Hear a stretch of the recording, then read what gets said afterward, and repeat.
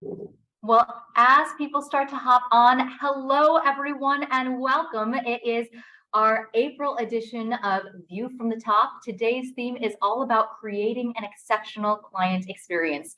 And I am so thrilled to have these fabulous panelists with us. And so we are going to have a pretty action-packed 45 minutes. I'm actually going to let them each introduce themselves. And so if you could each just go around and tell us your name. Fortunately, it is also conveniently on the screen, but your name, the markets that you serve, how many years you've been in the business, and something that you are most proud of in your career. And Andy, since you are my top left, I'm gonna turn it over to you first. Good morning, everyone. Hi, I'm Andy Mayeshiba with Coldwell Banker Realty in the Mequon office, just north of Milwaukee. Transitioned into a real estate career about 5 years ago. And what's the thing I'm most proud of in real estate? Well, I think maybe being here today. Love it. Chad, I'm going to turn it over to you. All right, I'm Chad Matlick from Coldwell Banker Realty Gundaker in St. Louis. I work in St. Charles County, which is about 30 minutes west of St. Louis. I've been in the business 25 years. I started when I was 21 years old, just a month out of college, and probably most proud of being Rookie of the Year my first year for St. Charles Association of Realtors, and then the Realtor Associate of the Year for St. Charles Association of Realtors a few years later. Fantastic. Kathryn. Hi, I'm Kathryn Kennedy, and I've been a realtor. This is my 18th year, but all of those years have been spent at Coldwell Banker Realty's office, our Crocus Hill office in St. Paul, Minnesota, which those of you who aren't familiar with St. Paul is part of the Twin Cities, Minneapolis and St. Paul. And I think I'm really most proud of and value the relationships I've built with clients, team members, and colleagues over the years. And also just being among our top producers of our broker, which is Minnesota and Western Wisconsin. Fabulous. Patty. Good morning. Thank you, Rebecca, for having us. This is great. I'm Patty Sheets, and I am with Coldwell Banker in the Dallas-Fort Worth area. I have been licensed since 2006 in North and South Carolina, started with real estate in Texas in 2015 and moved here, and I love it. What I guess I'm most proud of is the fact that I've been able to build a business, a real estate business 3 times, and keep those wonderful colleagues and friends and referral partners, and each time, love it, still love it, moving on. That's awesome. So I'm going to start with just a great anecdote. When I had a chance to talk with each of these fantastic individuals in advance of today's panel. And what many of you may not know about Andy is he, I think, once a chef, always a chef, but was a fantastic chef. And so we started talking about, how that translated into exceptional customer experience. And he gave this beautiful anecdote that in the beginning, when you're starting off as a chef, your canvas, you're an artist, and your canvas is really the frying pan. And as you evolve and as you grow, it becomes the combination of the things that you put on the plate becomes your canvas. Then it transitions into the menu, the compilation of all the things that you've put together. And then, and this is what struck me for this group here, the canvas becomes rather the emotions of your clients. It's not even about the food, but about the response that you get from people. It's the hearts of your clients and the emotions, whether it's surprise, nostalgia, pushing them outside their comfort zone, that they're excited, surprised, whatever that may be. And I think that really rung true for all of you, in that as we're talking about what exceptional customer service means, that it is something that is constantly evolving, and you are all at the top of your game right now. And so that's why we're all so excited to hear from you. And so my first question to you all is, we didn't say creating great, we said creating exceptional customer experience. And so I'm curious, what does that mean to any of you? Again, all feel free to jump in. I would say from the very beginning, that expectation is set. I say it all the time from buyer or seller clients. The goal for me is to provide an unmatched, exceptional client experience from start to finish, so that when we're finished with this process, you have no choice but to refer me or my team for your friends and family who are buying. And it just spills out. And as long as you have check-in questions throughout, and they can validate that, and you just make it as clean as possible. Yeah, I agree. We always try to make it easy too. I mean, it's very stressful for our clients the whole time, buying, selling, moving, relocating. So if we can go above and beyond to just make the stress level just lower a little bit for them and be there for them and take that stress off of them, just make it easy for them. Excuse me, I echo the sentiments of both of you completely. I think setting expectations is probably the biggest takeaway for a lot of newer agents from this, because not only with your methods of communications, what style they like, are they texters, do they only like to talk on the phone, you know, what times of day work best, but also setting expectations as a buyer with our low inventory and multiple offers going on in the market, what they can expect that they might have to do in order to win you know, the property they fall in love with. And same with sellers, setting expectations on realistic pricing. So I feel that too, and Rebecca, you and I kind of had this conversation originally in our initial phone call, which was I like to back away from questions and analyze the question a little bit before answering it. And when you said exceptional, that means you are the exception. And unfortunately, some of the things that you all mentioned are the exception. They shouldn't be. Being ultimately super competent and very detail oriented and providing all the services that we're expected to provide. Unfortunately, that is the exception in our industry. And we run into a lot of situations where we have to carry both sides of a transaction because of it. But one thing that I heard consistently just there was setting expectations. And to be exceptional, I think one thing that we like to try to do is actually delight our clients. And to do that, there's an element of surprise, which means actually not always setting expectations, but breaking someone out of their cycle by giving them something that they never expected. There's all sorts of stories we can talk about. I'm sure that some of the other answers to some of the other questions I'll have will show you just sort of a mindset and mentality that we take to do that on our team. But there is an element of surprise rather than tell some. I know that we like when in good writing, it's like, tell them what you're going to tell them, and then tell them what you told them. But actually, we have a philosophy of do it first, then tell them what you already did. And I'd like to talk about that more later, but the element of surprise is necessary to delight people. Wendy, you opened it right up. And so I'd like you to get back to, you don't just say, I'm going to do it, have it done. And that's a law for you in how you actually operate your business. So can you talk a little bit more about I have my bulletin board in my office over here actually has an instruction on there for myself to and also if I forget, my partner Flavia will remind me every time when I say, well, I'm going to tell them, nope, do it first, then tell them. People are very jaded in our just in our society these days in terms of professionals letting them down, making promises. I paid for new garage doors for my house last spring, 4 months ago, and I was told that they would be in at the beginning of March. It's now middle of April, and they're still not there. Unfortunately, I'm used to it. I know that's what's going to happen. So for us, we don't say, I'm going to check with the listing agent and find out if there are any restrictions about dogs. I make the phone call and I say, what can you tell me? And then I say, I just spoke with the listing agent and they said that they have breed restrictions and size restrictions and so on. Consistently, day after day after day, when people are getting that experience from you, they come to associate you with like, I don't barely have to ask, or you read my mind, or you did something first, not continually being reactive. And it really has an impact on the loyalty that people have towards us, I think. I appreciate the philosophy. So often we are all living and breathing on our phones, in the car, things are happening. And so there's this, knee-jerk reaction of, I'm going to tell them like I'm on it. And so you've actually taken that one step above, and it's instead of spending the 30 seconds writing back a text message to the client saying, yes, I'm going to do the thing you're asking me to do, you actually just go do the thing.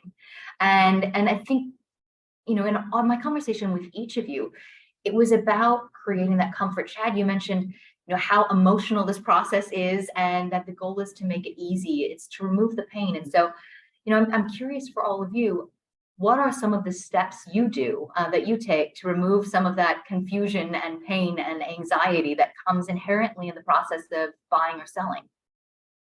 Yeah, well, one thing that we always do is just kind of, in a way, set expectations of just telling them what to expect, what we're going to do through the process, and then being there for them. And I know we'll probably get into this, but even like showing property, walking through a house with a buyer, pointing things out to them, just easing their mind on things that they might not be thinking about, that we need to be their eyes and ears for them. I think it's also important to maybe anticipate some of the stressors, because when we're working on the buyer side, it can be stressful as well as emotional. So I think we were alluding to getting them prepared with maybe an entire packet, because house 1 will end up looking like house 6 if we don't manage that. And as you're in the car, you want to manage, are they going to be hungry? Are they going to be tired? Try to manage those things, manage those expectations as best we can to kind of remove a stress before it actually happens. Okay, so Patty, talk to me about your sustenance packages, because you just kind of touched on it. I love this. Well, it's probably, everyone probably does it, but I just find that people work better and they're happier when they've had some food. I mean, I know we've got a chef here, Andy. I'd like some of your food, actually. When I'm working with buyers, You might need a nap afterwards. well, gone are the days I think we're riding in our car, so we're usually following. So I'll have a nice bag with some Patty Sheets Coldwell Banker ribbon on it, with nice food, watching out for nuts and chocolate, things that'll melt, but water, some delicious foods and snacks to keep them going, and present it to them, maybe a D magazine and just some Coldwell Banker tchotchkes, and just to say, here, keep yourself, you want to stay hydrated. We're in Texas. You want some food, nibble on this. And, if we get too busy and crazy, we'll stop for lunch, but this will hold you over. And they love it. I've thought about them in advance, and it took me maybe 15 minutes to make a big impact and about a couple of dollars. And that goes back to, what Andy was talking about, delighting. Actually, I have a book plug for everyone. It's called The Power of Moments. And if you haven't read it yet, it's an easy read, but it's a lot about beginnings and endings. That first showing experience, being presented with that sustenance bag, it's unexpected, it's thoughtful, but it also is very effective. The last thing we want are cranky, hangry people. And especially, and I know a few of you have worked with reload clients, sometimes you're action-packed 15 places in a day. That's going to help tie them over so they can stay focused for the task at hand. So I love that thoughtfulness. I just kind of, to give everybody context about each of you and your businesses. I know I had you introduce yourself at the beginning, but, and this is for each of you to answer. I'd love for you to describe your brand in 5 words or less, so that people can get a sense for, we all position things differently. And so exceptional customer service, what is your brand and how is that then being embodied? Sure, I can start. I would say savvy, expertise, integrity, and lifestyle specialist. I tried to keep it to 5 words. That was, I'm not expanding upon that right now. It was perfect. Yes. When Rebecca asked me yesterday, I think I used about 30 words. So there we go. Yeah, but we got it down to 5. We got it down. Exactly. Our group is VIP group. So we kind of use that VIP group experience, that our clients are our VIP and we need to be there for them. I love that. Our clients are our VIPs. Like, that's I think a very powerful, it says what it is. And I want to delve more into, who ultimately are some of your clients, because I think each of you, because of the service you present, and sometimes as a result, the brand image that you get, there are certain clients that are innately drawn to you, and then certain that you have to be like, hey, I also serve these markets. So I definitely want to touch more on that. Andy and Patty. I would say more, relationship versus transactional, for sure. More relationship building, competent and confident, and I guess open to everyone. We are global luxury, but we also love our first-time home buyers. So we're encompassing, all encompassing is what we are. And I love that theme of competence is coming back up. Andy, when you and I first talked about it, it was sometimes competence people think is this like low bar. And really it's a level of mastery. It's something that people can now be comforted in and trust, knowing that you operate at that level. So I love hearing that again. Andy, I didn't mean to steal thunder from your fun. Not at all. And I want to expand on that idea real quickly, because, we tend to sort of really idolize the people that we see out in the movies, for example. And I don't know if I read this or something, but when, as we see somebody like James Bond, and he's all seems like he's good at everything. Like he can speak languages. He's a master of martial arts and sharpshooter and all those things, but we don't ever see him struggling to learn the verb conjugation of Russian. We don't ever see him, practicing dancing. He's just good at it. But it's that competence that at all those multiple things, and it takes a lot of reps to get there. And so that when you are competent, it gives people confidence, and that makes them comfortable. So that's part of our brand. Our actual sort of subtitle of because our team is called The Firm, Your Real Estate Concierge. And that's how we view ourselves, is it's more than buying and selling. We have people call us all the time asking us, I know we bought this house 3 years ago. We're thinking about remodeling our bathroom. Want to come over and give us some feedback on what you think would help us in, for value or whatever. So it's really just, taking that, maybe because I came from food service and from, I work in hotels and things like that. That idea of the concierge is the person who you go to when you need something. You don't know what sometimes don't even know what it is you need, but you go to somebody who's an expert in that town and you say, hey, I want to go buy a suit. And they just open up the little book and with a little map and they point, that's what we want to be. So by the way, I'm going to mention to everyone, the chat is open. So just know I'm monitoring it. So if any of you have burning questions, feel free if you want to direct it at a panelist. If it's a general question for everybody, and I may interject with some of the questions, or we may wait towards the tail end as well. So just know, please put those in there. Definitely, we want you all to be a part of this conversation with us. So we're going to talk quite a bit about process and what you do on the buy side, what you do on the list side. But I'm going to start with a theme from Andy, because Andy gave me so many good nuggets. You talked about how setting up systems enables you to do the things that you need to do. So can you talk to me about some of the systems, and I'd love for any of the rest of you to chime in with what some of your bigger picture systems or automation may be that allows you to do the things that you do. Well, and I think one thing I told you right away when I was invited to be part of this panel is I didn't want it to be like a bragging session, or I didn't want it to be about me and what I do in the sense of, well, I've accomplished this or whatever, because actually I'm probably the least accomplished person on this panel.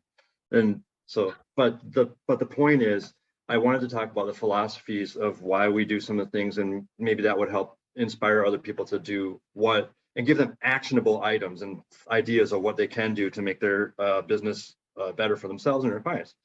So first, when you talk about processes and automation, there's any different, I mean, I'll talk about a couple specific things, but I want to tell you why. Because when we talk about automation in business, unfortunately, most people associate that with impersonal, or a way that separates you from your clients, or something that takes you out of it and introduces like some robotic feeling thing. But for me, whatever we put in place to make the mechanical side of what we do simple, fast, easy, automated, it makes it more possible for us to spend time with people, to actually ask the questions, engage them, learn about them, not just learn what they want to tell us, but learn what their body language tells us, learn what their tone of voice tells us, and pay attention to those things, because some of the automatic stuff is taking place in the background. I'll give you one example now. Let someone else talk about it. For example, I have a Google or a Microsoft form that has all the questions that you have to answer for me to be able to write an offer for you. Okay. I will send that to you and say, and by the way, they're all mostly multiple choice, and a lot of them all say, ask me, or I'm not sure, let's talk about it.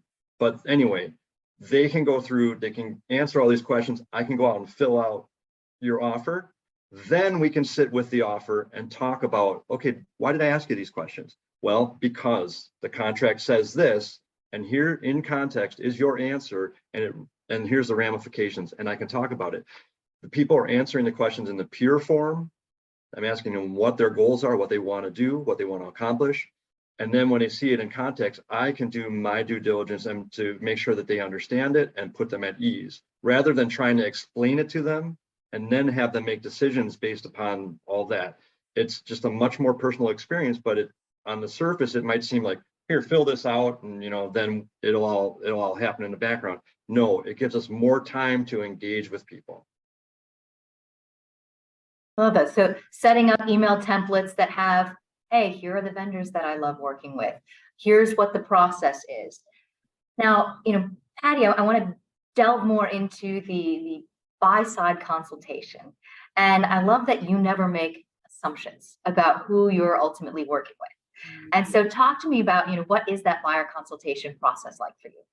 Well, really, I think it's a great question. It's really important too. I think when you're meeting with someone, no matter what level it is, first time or experienced or an investor, you really have to set the stage. The foundation is everything. And you don't just on the fly meet and start running and chasing and looking at houses. You sit down, you're engaged, you have everybody's attention, because this is where it all starts. You found your realtor, you found your lender. The two big things are taken care of. Now we need to look at expectations. Here is the process. And that's where I know we were going to allude to the buyer rep agreement, but we talk about what is required. The state of Texas requires certain documents, and our relationship, this transaction, requires specific. I need to work for you. You have to hire me. Here is the step. We're going to get pre-approved. We're going to look at houses. We're going to make that offer. We're going to talk about the market. As it goes like this, we're looking at multiple offers, or where do we come in? Appraisal, inspection, first, that's a big one.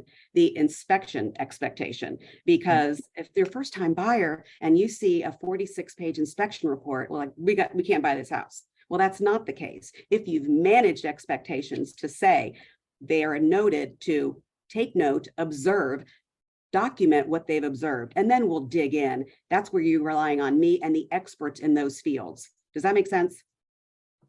Lay the expectations.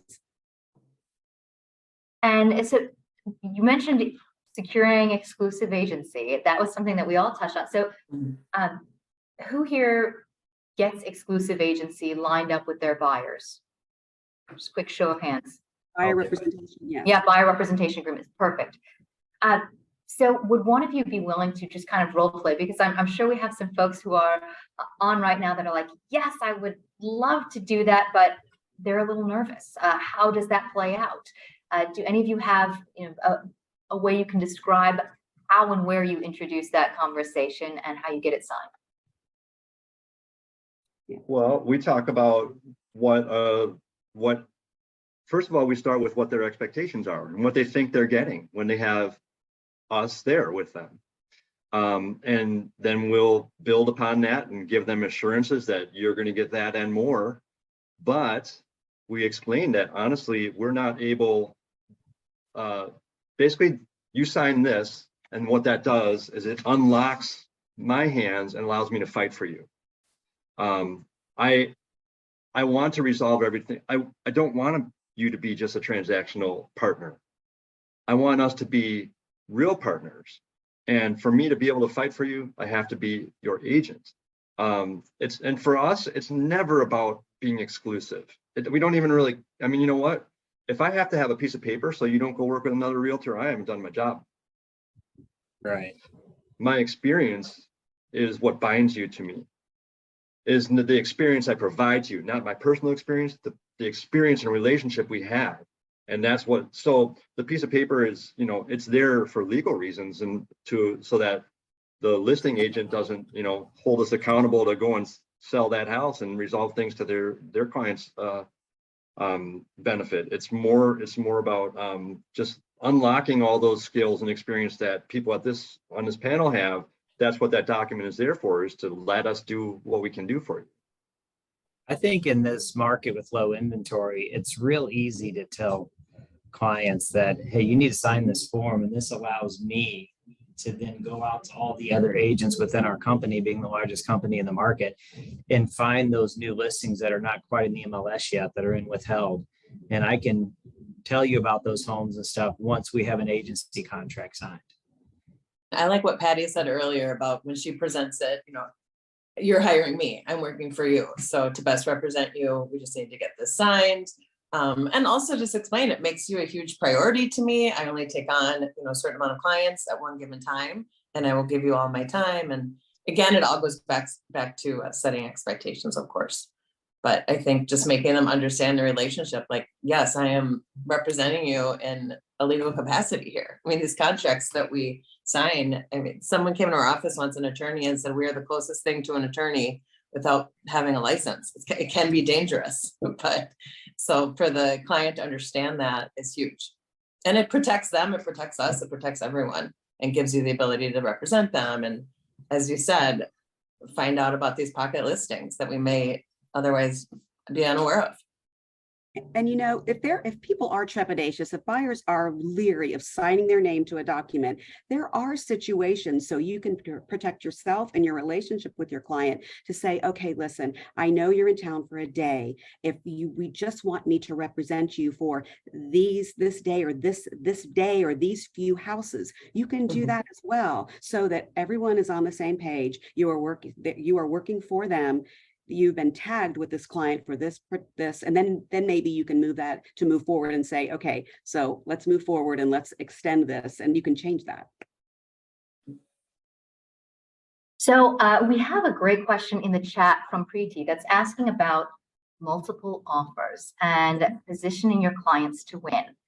I'm going to, in the words of Andy, back away from it first and just say, part of it is, if that is a reality in your market, and I know in talking with a few of you, that is very much what you're in. Some of you are wishing we were back to those days. I get that.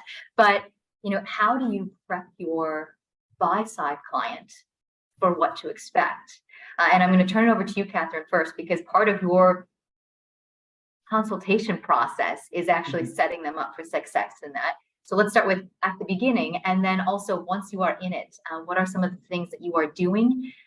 And equally important, how are you communicating them to your client? Because I think we can all do all of the things, but if we don't get credit for it, our clients don't see it and don't recognize it as part of the service. Sure. Well, yes, and educating them is a huge part of our service. So I think in the beginning at the buyer consultation, asking them about their search criteria and obviously what their price range is, and they should be pre-approved. And if not, that's your job to assist them in getting that pre-approval before you step foot into any houses.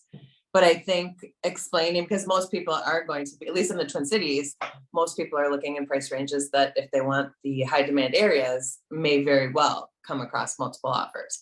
And therefore, I think anecdotally is the best way to handle that, because those of us who are experienced agents and full-time agents have plenty of stories about multiple offers to share. Success stories and stories where, gosh, if my client only would have done this or this, they probably would have gotten the house, and now they're kicking themselves. For instance, waiving inspection. There are great perils in doing that, but also great rewards if they're willing to do it. So perhaps if we have an inspector who's ready to jump in and come to a showing with us, at the very first showing, to do kind of a mini inspection during our showing, that would give them a little confidence and clarity moving forward, and maybe feel comfortable with waiving an inspection. And it may be different, of course, for first-time home buyers than experienced home buyers. But I think just sharing all of that information and letting them know, because some people still don't realize that, we might have to go over list price and waive inspection and give non-refundable earnest money and so forth. And they may not be willing to do that. And then maybe it's not the best time to be looking for them. I mean, you do find out a lot at that buyer consultation, which I like to do face-to-face. Sometimes it's not possible and you have to do it over the phone, especially if they're out of town buyers. But I think that eliminates a lot of issues down the road.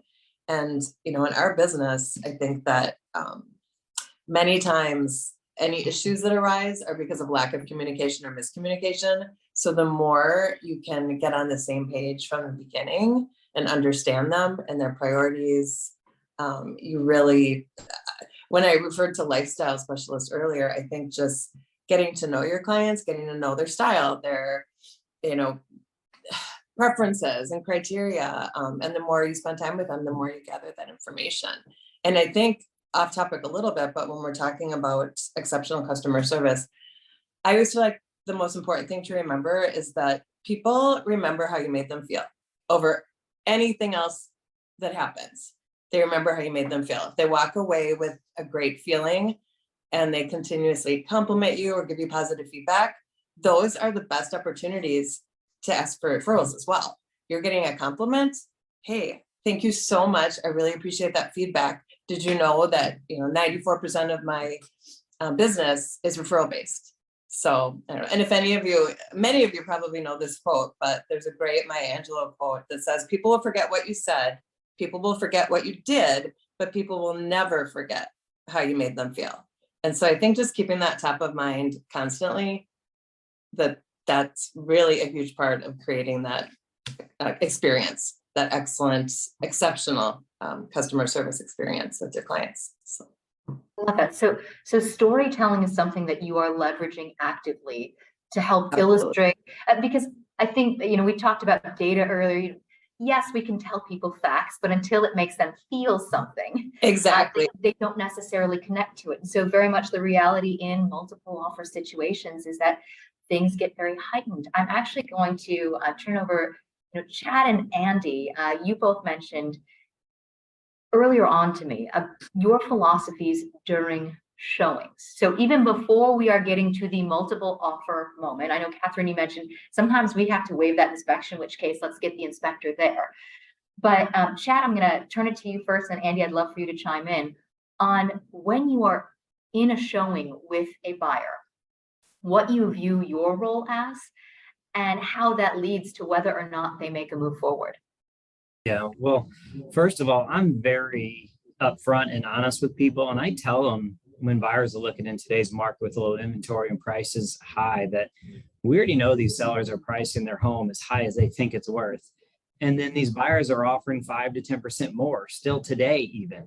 And I tell them that you have to be willing as a buyer to just know what the home is worth to you and let it go, because they all want to know, how much do I have to pay to get it? Well, we don't know that, but I just tell them you have to be able to willing to make the offer you're comfortable with and then just walk away and let it be, and there'll be another house. And I think a lot of them respect that and feel like then that we're on their side. We're not just out there to try to get them to hurry up and buy a house and overpay for it. And then when you do find the right house, I think they're more comfortable knowing and taking our advice as, okay, I think this is a good fit and a good deal for you.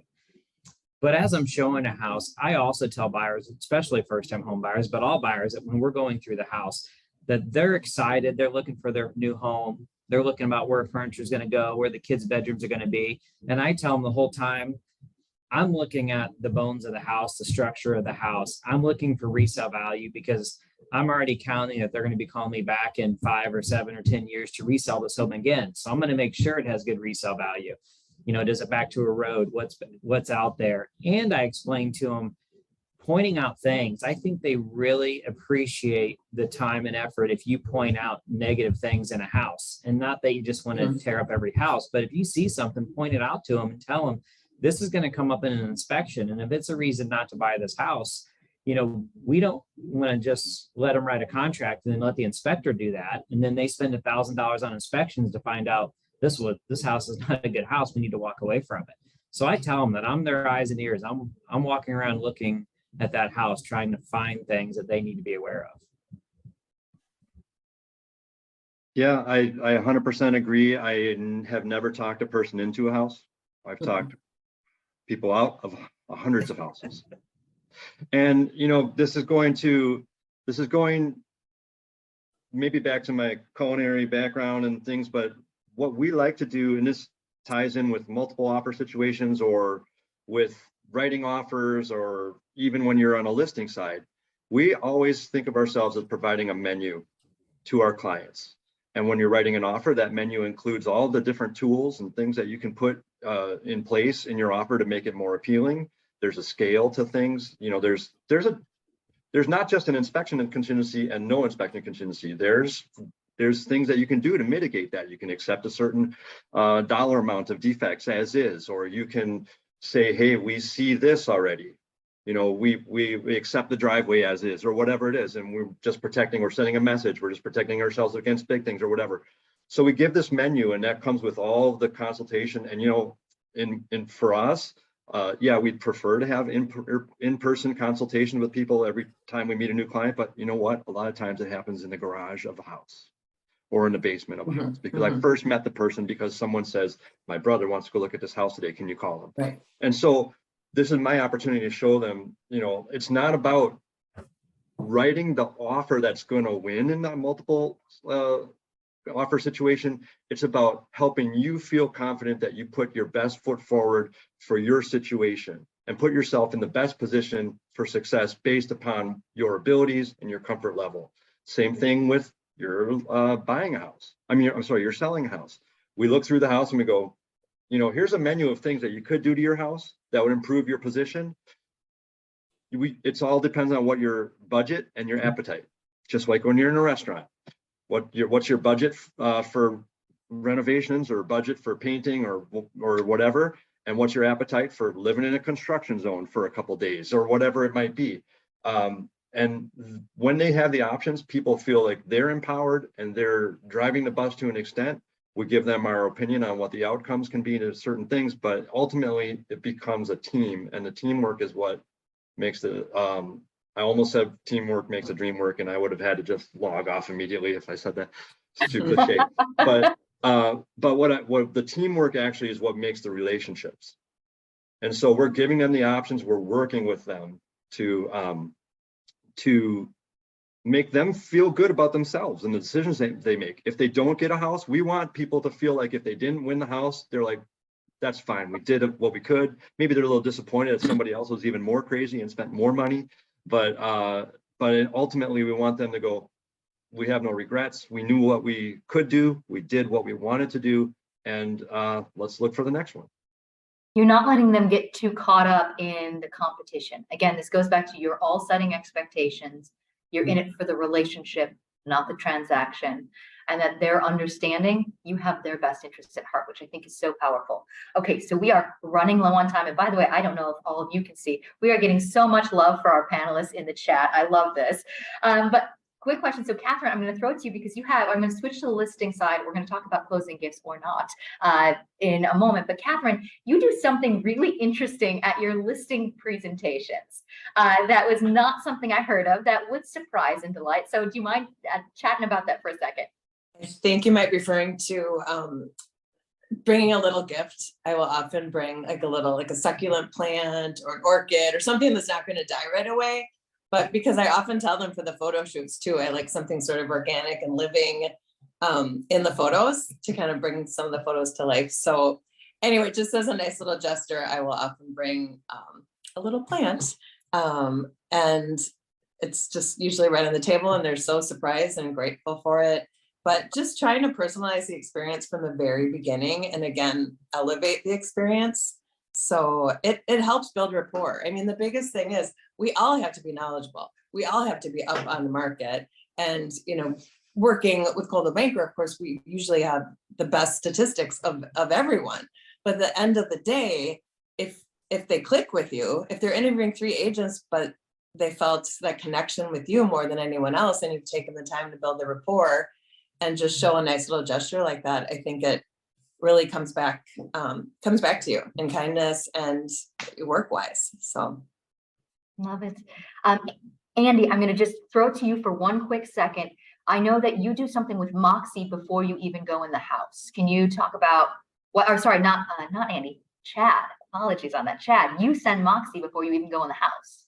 Yeah, I think if you can get the contact info and their email address and send them the Moxie listing presentation digitally before you go there, then it's their job to look through that before you arrive. So then I don't feel like I have to sit at their table and go through an entire presentation slide by slide of 50 pages, which just bores them to death.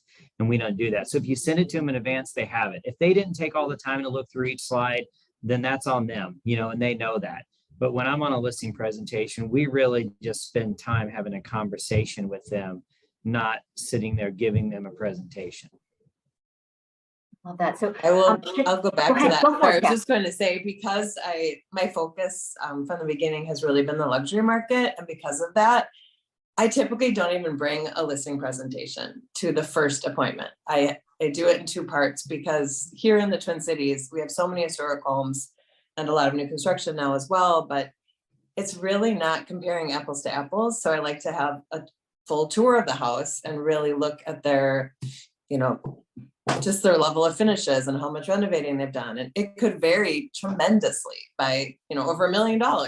So I like to learn a lot about the house. I'll bring the statistics for Coldwell Banker and particularly myself for their neighborhood, but I really like to get to know the house. I'll have a price range in mind, but I won't put anything to leave with them until I've toured the house.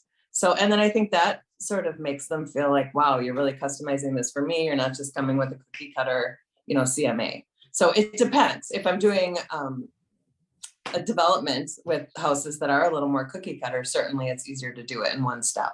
But I have found that that's worked for me as well. And then again, it helps build that relationship with your client because you're having more personal touches with those folks.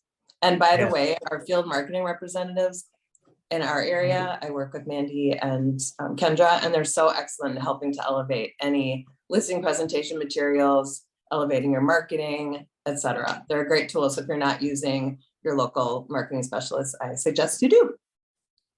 Yeah, and Well, I go should ahead. clarify in that Moxie presentation, I do not send them, and I would not send them your relevant sales or your comments sure. prior to that. I just send them just a generic marketing, you know, just. No, and I think that's a great idea. I think it's a great idea. I was just speaking to the pricing. Yeah. So one thing Cheryl threw in the chat, she was curious. I know we have 3 minutes left, so I'm going to make us answer very quickly so we can get as much in as possible. But Cheryl was asking about teams. Now, all of you have teams now. You didn't all start that way. But for anyone who's on who's like, hey, I don't have a team.